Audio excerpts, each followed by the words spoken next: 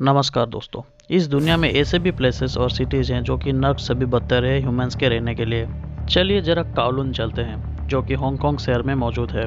ये दुनिया का सबसे पॉल्यूटेड प्लेसेस में से एक है। यहाँ का पॉपुलेशन डेंसिटी 6300 पीपल पर स्क्वायर किलोमीटर की है। यहाँ का स्वेज सिस्टम दुनिया का सबसे खराब स्वेज सिस्टम में से एक है।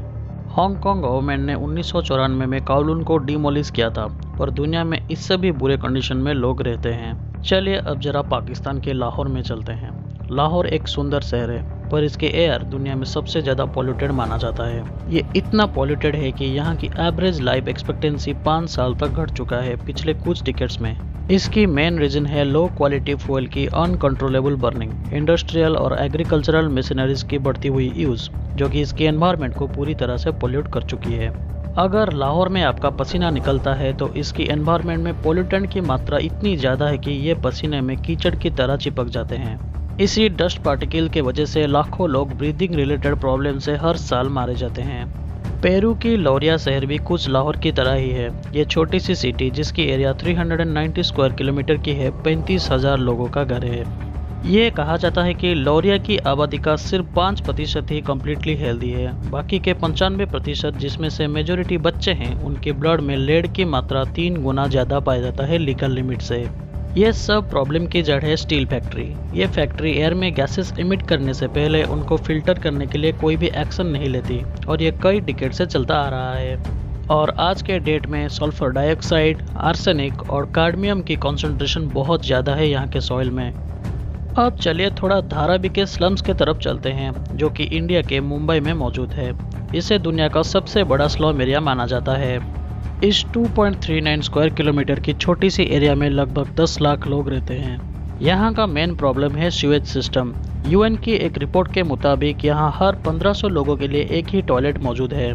इसी वजह से यहाँ के लोग रिवर को ही टॉयलेट की तरह इस्तेमाल करते हैं, और कपड़ा साफ करना, कचरा फेंकना, ये सब करके नदी के पानी को पूरी तरह से पॉल्यूट कर चुके हैं। और इसमें लोकल कंपनीज भी अपने वेस्ट वाटर को रिवर में ड्रेन करके सिचुएशन को और भी बदतर बना रहे हैं। एयर पोल्यूशन और वाटर पोल्यूशन के वजह से यहाँ के लोगों को ट्यूबरकुलोसिस, लंग कैंसर और आस्थमा जैसी बीमारी होती है, और हर साल लाखों लोगों की जान भी जाती है। अब जरा मानसियत नेसर की तरफ चलते हैं, जिसको गार्बेज सिटी यानी कि कचरे का शहर भी कहा जाता है। यह इजिप्ट में मौजूद है। यहाँ के सारे लोग गार्बेज कलेक्टर हैं। यहाँ पर 40,000 से ज़्यादा लोग रहते हैं, और ये पूरी सिटी प्लास्टिक वेस्ट और शॉपिंग बैग से सराउंडेड है। इस सिटी की एकमात्र जगह जहाँ पर आपको गार्बेज नहीं मिलेगा वो है चर्च। यहाँ बहुत मात्रा में नॉन रिसाइक्लेबल वेस्ट को जला दिया जाता है, और यहाँ का गार्बेज का 85% कायरो सिटी से ही आता है। अब जरा दुनिया का एक डरावनी जगह पर चलते हैं। Welcome to Xinjiang of China. ये एक ऑटोनोमस रीजन है नॉर्थ वेस्ट चाइना में। यहाँ के अथॉरिटीज़ कहते हैं कि वो नेटिव सिंगजियांग के लोगों के लिए कई सारे विलेजेस बना रहे हैं, पर इसकी असलियत कुछ अलग है। बिल्डिंग्स को सेपरेटली बनाया जाता है और आयरन गेट वाल से घेर के रखा जाता है। ये माना जाता है कि यहाँ लगभग 10 लाख लोग रहते हैं। सिंजियांग के लोगों को बाहरी दुनिया से कांटेक्ट करने की परमिशन नहीं है, और अगर कोई सिंजियांग घूमने भी आता है तो उसे स्ट्रिक्ट सर्विलेंस में रखा जाता है मिलिट्री के द्वारा।